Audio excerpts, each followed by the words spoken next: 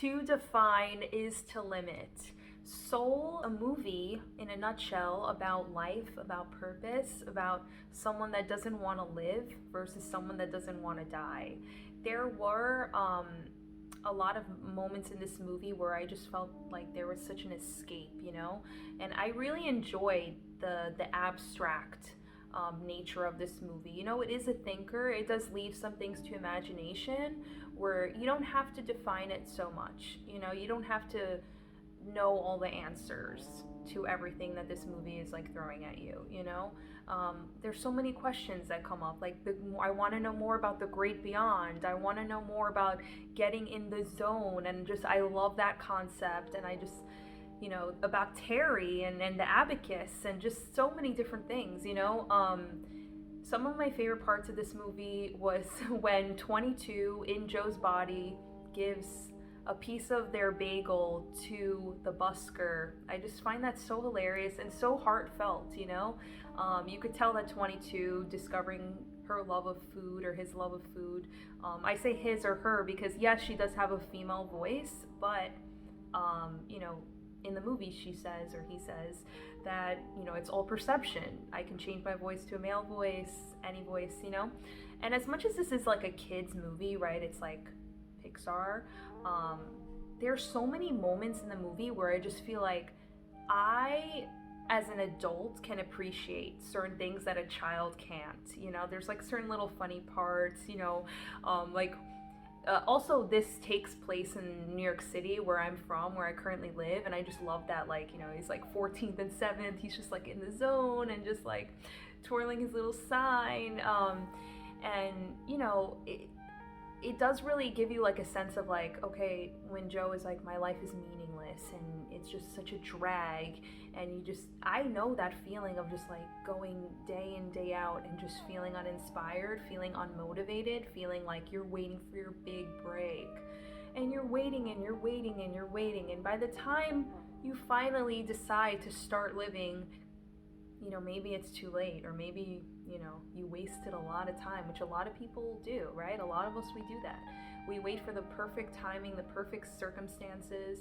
And I think this movie is really about enjoying the journey, not so much looking at life as accomplishments, looking at life solely as, ticking that box in the bucket list of life, of my accomplishments. And I just feel like it's such a beautiful message when Joe, rather 22 in Joe's body, is just sitting there and the leaf falls into their hand, and they just have that moment of just being present, and they're just soaking in their environment and the sounds and the way that the air feels, and just all of these things, like enjoying things for the very first time, like feeling the wind on their suit, and like just so many beautiful moments in the movie. I mean, this movie is a real thinker, but it's also so beautiful. Like the moments where there's just the music and the imagery, when he's kind of like reminiscing and thinking back, and his memories of his life, like eating the pecan pie,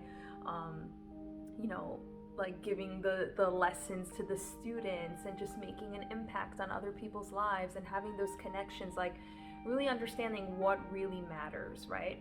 Because even in the movie, Dorothea, for some reason I can't say her name. It sounds like I'm saying tortilla, like a tortilla chip.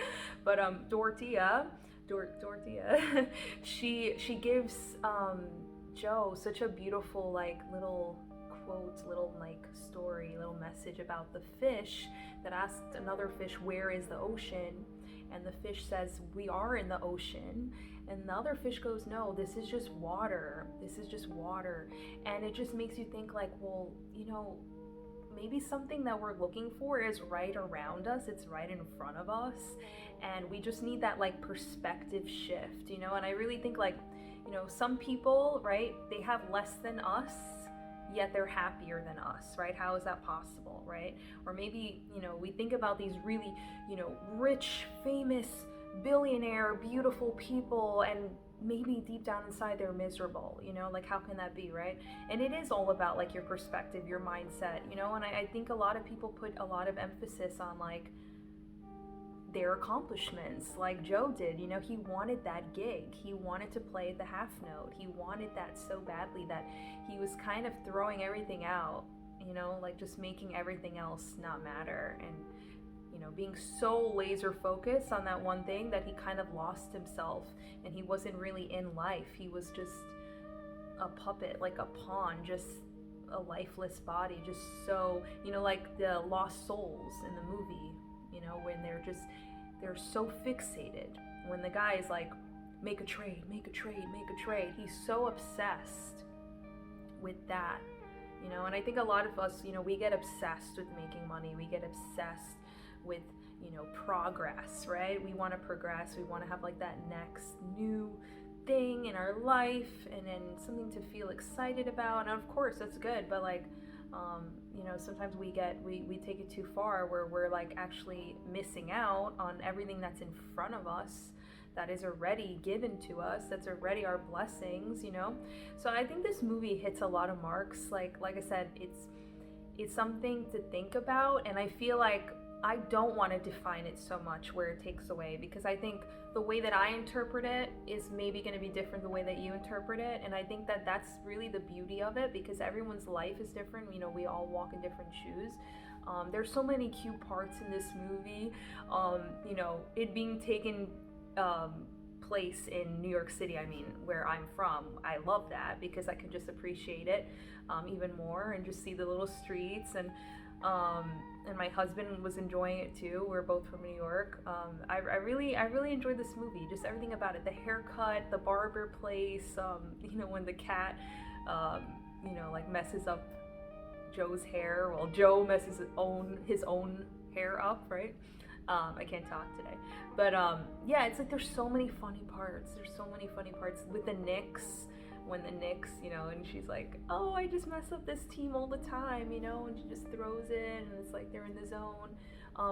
Me being like an artist, I do a lot of different I have a lot of different creative outlets.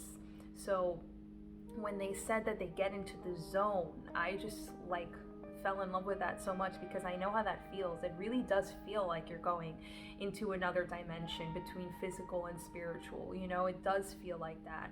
It's like a flow state, you know, when I'm making soaps or making candles or dancing or listening to music or anything, or writing poetry. Like I understand how that feels when you're just in your craft and you're just like enjoying what you do. So when he was playing the piano, and you know, he specifically went into the zone to find 22, to give them back their earth pass, you know, because at first I was like, well, that's very selfish to take the earth pass from 22 when 22 never, like, she didn't really get her full shot at life, and technically, you know, you got to live more than them. And then when Joe went back to give them the earth pass, I thought that was so beautiful. And then to top it off, he also gets another chance at life, because the Jerrys were so impressed.